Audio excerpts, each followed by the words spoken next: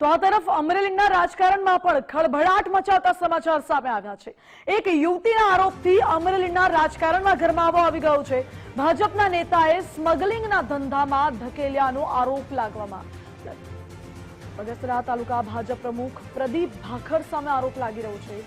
ધારાસભ્ય જેવી કાકડિયાના પુત્ર આનંદ કાકડિયા પર પણ આરોપ છે।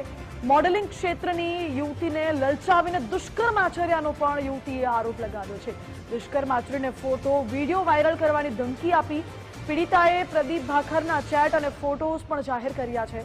પીડિત યુવતીના ભાજપ નેતા પ્રદીપ ભાખર પર ગંભીર આરોપ છે।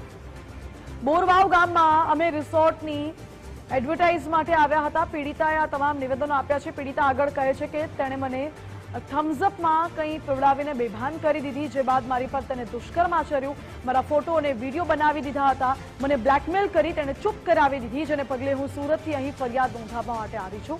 મેં ટપાલ મારફતે અરજી પણ મોકલી હતી। આ તમામ નિવેદનો પીડિતાએ આપ્યા।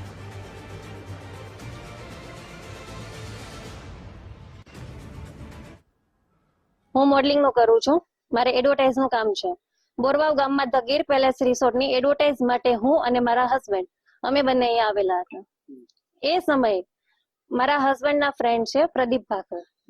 એ પછી પ્રદીપ ભાખરને ખબર પડી કે અમે આ રિસોર્ટ ઉપર એડવર્ટાઇઝ માટે આવેલા છીએ। એનો ફોન મારા હસબન્ડ ઉપર આવ્યો કે તમે લોકો અહીંયા છો તો અમે આવીએ છીએ। પ્રદીપ ભાખર અને એના ડ્રાઈવર રિસોર્ટ ઉપર અમને મળવા માટે આવ્યા। સાથે રાત્રે અમે સાથે જમ્યા છીએ, ગાર્ડનમાં બેઠા છીએ। પછી અચાનક મારા હસબન્ડના ફોન ઉપર એમના મિત્રનો ફોન આવે છે તો એ કંઈક કામથી બહાર જતા રહી છે અને હું મારા રૂમમાં જતી રહું છું।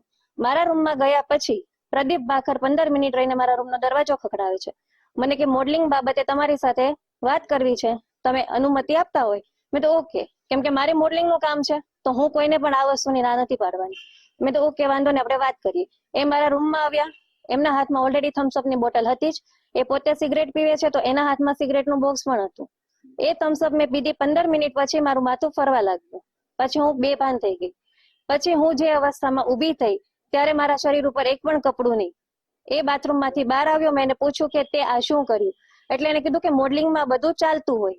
તો મેં કીધું હું મારા પતિને જણાવીશ। તો એણે મને એવું કીધું કે જો તું તારા પતિને કહીશ તો તારા ફોટોઝ અને વિડીયો મારી પાસે છે એ હું મીડિયામાં અને સોશિયલ મીડિયામાં જાહેર કરી દઈશ અને તારું ઘર હું બરબાદ કરી નાખીશ।